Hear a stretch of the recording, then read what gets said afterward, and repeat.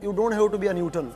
You don't have to be an Einstein. CSS Pakistan का वो exam है जिसको एक एवरेज बंदा कर सकता है। जो कामयाबी है वो ढूंढनी पड़ती है, वो मुझे लगता है कि वो कहीं जाके आपका वेट कर रही होती है। वो जिस जगह पे वेट कर रही है आपने वहाँ तक पहुँचना है। हमारे गांव में ये कंसेप्ट है कि भाई बंदा बड़ा होता है, 10-12 साल 15 साल का हो जाता है, फ़ौरन दुबई भेजना, दरहम कमाना है, पैसा आना है। उनको ये लगेगा कि भाई इसने गवर्नर तो बनना नहीं है। जो आज मैंने वर्दी पहनी है, इस गोल को अचीव करने के लिए मेरा 16वां साल है मैं घर से बाहर निकलूँ।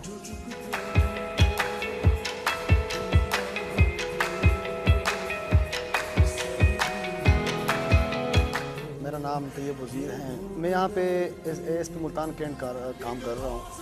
तकरीबन मुझे 1.5 माह हो गया है इस पोस्ट पे, और ये मेरी फर्स्ट पोस्टिंग है आफ्टर द ट्रेनिंग सेशन। मेरे ख्याल में CSS वो कामयाबी है कि जिसके लिए वो लोग भी तरसते हैं जो इस दुनिया में बहुत कुछ देख चुके हैं। वो लोग भी तरसते हैं कि जिनके पास लाखों करोड़ों एकड़ की ज़मीनें हैं, अरबों के वो जायदाद के मालिक हैं, मगर ये जो एक इज़्ज़त है, एक ऑनर है CSS की, वो बहुत कम लोगों को नसीब होती है। मेरे इलाके में कोई 200-250 घर होंगे जिसमें से मुश्किल आपको 10-12 एजुकेटेड लोग मिलेंगे। अब वहाँ से सोसाइटी से उठना और अपने गोल्स अचीव करना, वो गोल्स जो बड़े बड़े लोग ही देख सकते हैं, उसके लिए हर्डल्स आपको बहुत ज़्यादा आती है। फाइनेंशियल हर्डल्स भी होते हैं, आपको सोसाइटी के प्रेशर्स भी होते हैं। क्योंकि जो मेरे लिए सबसे बड़ा हर्डल था वो अपने ख़ानदान, अपने इलाके का प्रेशर था। उनको ये नहीं लगता कि CSS में फ़ेल होना भी एक नॉर्मल चीज़ है। उनको लगता है कि नहीं, अगर ये फ़ेल हो गया तो मतलब ये किसी काम का नहीं है। आपके ऊपर ये प्रेशर होता है कि अगर मैंने नहीं किया, लोगों ने मुझे ना सुनना है और ना लोगों ने कन्विंस होना है। लोगों को ये लगेगा कि भाई ये किसी काम का नहीं है।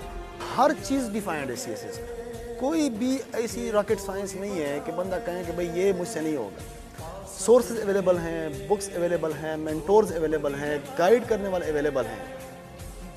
हर बंदा CSS कर सकता है। उसके लिए आपको 2 चीज़ों की ज़रूरत है। एक राइट डायरेक्शन, आपको पता हो कि CSS की तैयारी कैसे करनी है, CSS की तैयारी कहाँ से करनी है, और CSS के लिए क्या क्या सोर्सेज जो हैं वो मैंने कंसल्ट करने हैं। दूसरी बात ये है कि हार्ड वर्क। मैं हमेशा हार्ड वर्क को राइट डायरेक्शन से पीछे इसलिए करता हूँ कि आप जितनी भी मेहनत करें, अगर आपकी डायरेक्शन ही गलत है तो आपका सारा जो हार्ड वर्क है वो फजूल जाएगा, कोई किसी काम का नहीं है। So hard work, right direction plus hard work, ये आपको गारंटी के साथ CSS दिलवाएगा। जो अच्छा, तीसरी जो एलिमेंट है वो मुझे लगता है कि लक या दुआएं, ये बहुत मैटर करती है। कोई भी चीज़ आपको तैयार नहीं मिलती।